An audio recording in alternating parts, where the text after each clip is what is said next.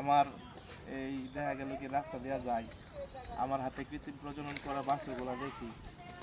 এই যে এটা কিন্তু ওই যে এই লাল গাভীর, লাল বকনা গাভীর থেকে যে বাচ্চাটা আছে, সার বাচ্চা, আল্লাহর বাছুরটা অনেক ভালো হয়েছে। আবার ওই সাদা যে গাভীটা আছে, সাদা গাভীর বাছুর হয়েছে এটা বকনা বাচ্চা। বকনা বাচ্চা হলো, বাচ্চার কোয়ালিটি ভালো আলহামদুলিল্লাহ।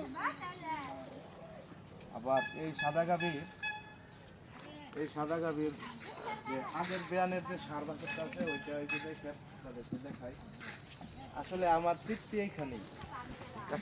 আমার মানে এই পেশার মাঝে, এই প্রাণী সেবক বা এই সেক্টরে যেটাই বলতে পারেন, আমার সার্থকতা এইখানেই। যখন খামারি ভাইদের পাশে আসি বা তাদের বাড়িতে আসি, এরকমভাবে কাজ করি, ভালো লাগে। এই যে সার বাছুরটা দেখতে পাচ্ছেন, এটা হচ্ছে ব্রাকের 159 নাম্বার বুলের বাচ্চা। এটা এবার অনেকগুলা বীজ দেওয়া হয়েছে। 159 নাম্বার বুলের বাচ্চা এটা।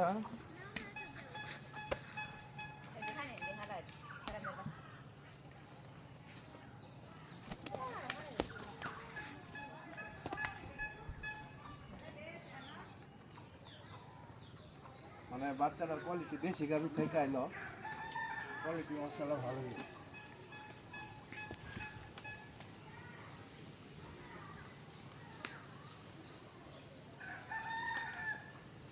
তাকে আইবার ভ্যাকসিন দিলাম, কারণ এই যে আইবার ভ্যাকসিন দেওয়াতে কৃমির কাজও করবো, প্লাস এই যে এখানে দেখতে পাচ্ছেন অ্যালার্জি, এটাও চলে যাব। তো বাছুরটা আমার মোটামুটি পছন্দ হচ্ছে দেশি গাভী থেকে। দেশি গাভী থেকে তার কোয়ালিটিটা কত সুন্দর। হয়তো বা খাবারের একটু অযত্ন, এই জন্য বাছুরটা ফিটনেস ভালো হয় নাই, কিন্তু যদি এটা প্রপারলি যত্ন করতো অবশ্যই বাচ্চাটা অনেক ভালো হতো। তো সবাই ভালো থাকবেন, সুস্থ থাকবেন। আসসালামু আলাইকুম।